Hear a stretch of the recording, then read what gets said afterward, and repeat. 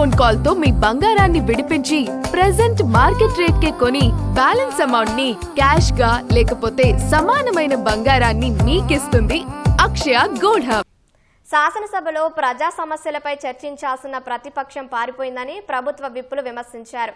BAC సమావేశంలో 2 వారాలు assembly సమావేశాలు నిర్వహించాలన్న బీఆర్ఎస్ ఎందుకు వాకౌట్ చేసిందని నిలదీశారు. పాలమూరు రంగారెడ్డి ఎత్తిపోతల పథకంపై చర్చించేందుకు సభకు రావాలని బీర్ల ఐలయ్య అన్నారు.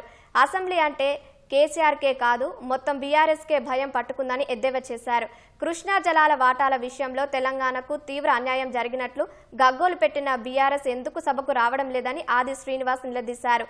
ప్రశ్నోత్తరాల సమయంలో స్పీకర్ సమయం ఇచ్చినా ఉపయోగించుకోలేదని కావాలని గొడవ పెట్టుకుని వాకౌట్ చేశారని విమర్శించారు.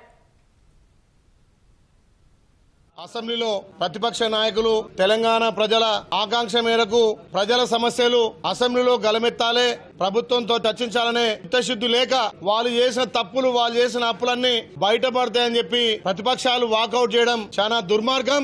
గత 10 ఏళ్లుగా ధనిక రాష్ట్రాన్ని అప్పుల రాష్ట్రంగా చేసి తెలంగాణకు రావాల్సినటువంటి నీటి వాటా విషయంలో గాని అన్ని విధాల దాచుకొని నిన్న అసెంబ్లీలో తోక ముడిచి ఇంటికి పోయిన సంగతి తెలంగాణ ప్రజలంతా కూడా నిన్న చూసిరు.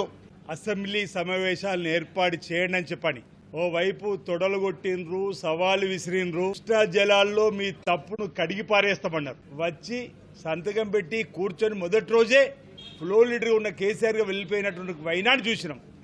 తెలంగాణ ప్రజలు ఆశ్చర్యపోయారు. లీడర్ గా ప్రతిపక్ష నాయకుడు ఉన్నటువంటి కేసీఆర్ ఎందుకు శాసనసభకు వెళ్తలేరంటే సమాధానం లేదు. ఆ తర్వాత 2 రోజులుగా ఉపనాయకులుగా 2-3 అవకాశం ఇస్తే వారి మీరే చూసుకోండి అని చెప్పని కథనాల ద్వారా చూసినాం.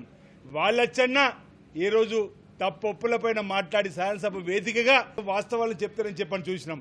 కానీ నిన్నటి రోజు చూసిర్రు మాకేదో స్పీకర్ గారు అవకాశం ఇస్తలేరు బైక్ మాట్లాడడానికి అని చెప్పని ఓ సాగుతో పోయే ప్రయత్నం చేస్తున్నారు. గిచ్చి కజ్జా లొల్లి పెట్టుకొని బయటకు పోవాలని చెప్పని ప్రయత్నం చేసినట్టుగానే నిన్నటి ఎపిసోడ్ ఉంది తప్ప మరొకటి కాదని.